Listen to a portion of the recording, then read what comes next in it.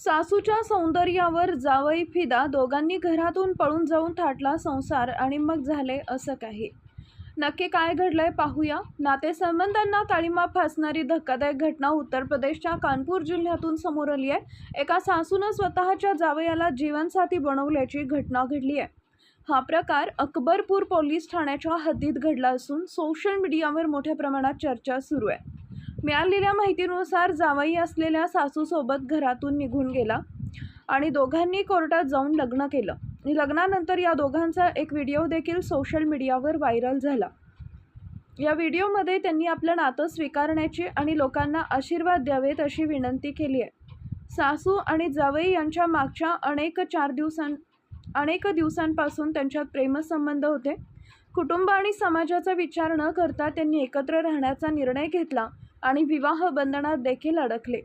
Viral व्हिडिओमध्ये त्यांनी सांगितलंय की आम्ही स्वतःच्या इच्छेनं लग्न केलं असून आता पुढील आयुष्य एकत्र घालवणार असल्याचं ते म्हणाले. यापूर्वी अलीगढ जिल्ह्यातील अशीच एक घटना समोर आली होती.